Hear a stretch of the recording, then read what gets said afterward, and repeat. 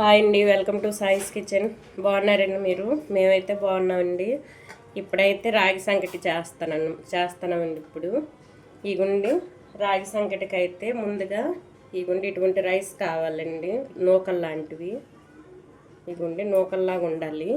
నేనైతే ఒక స్వాల్తో తీసుకున్నానండి. ఈ గుండి ఒక డబ్బాతో అయినా తీసుకోండి, నేనైతే స్వాల్తో తీసుకున్నాను.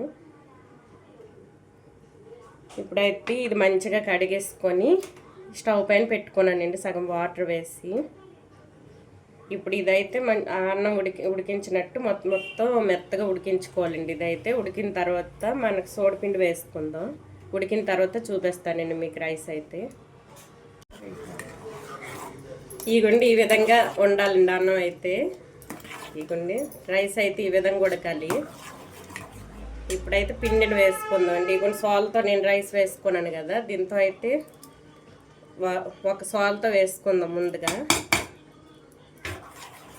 ఇవి వేసుకుంటూ ఇంకా పిండి పడుతుందండి, కలిపేటప్పుడు కొంచెం గట్టి చేసుకోవాలి.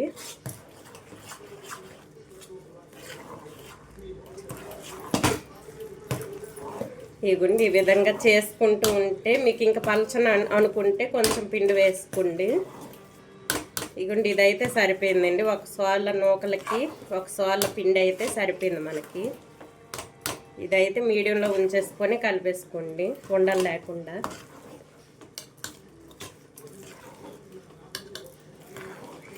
ఇగోండి ఈ విధంగా కలిపేసుకోవాలి. మరీ గట్టిగా లేకుండా ఈ విధంగా ఉండాలండి మనకి రాగి సంకటి అయితే.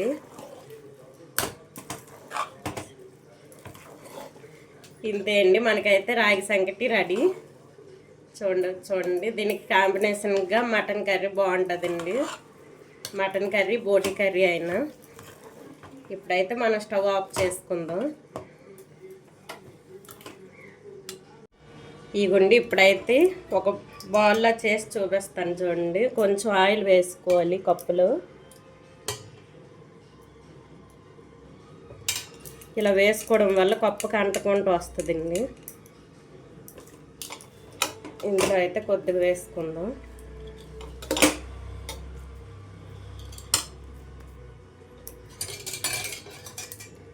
చేతికి ఆయిల్ పెట్టుకుంటూ ఈ విధంగా చేసుకోండి.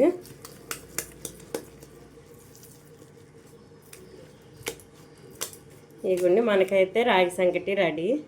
ఈ విధంగా అయితే చేసుకొని ప్లేట్లో పెట్టుకోండి. ప్లేట్లో పెట్టి చూపిస్తానండి ఇప్పుడు.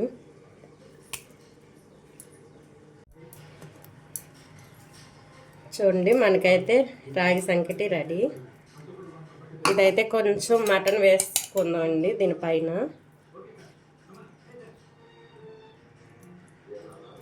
కొంచెం ముందుగా నెయ్యి వేసుకొని దీనిపైన అయితే మటన్ వేసుకుందాం.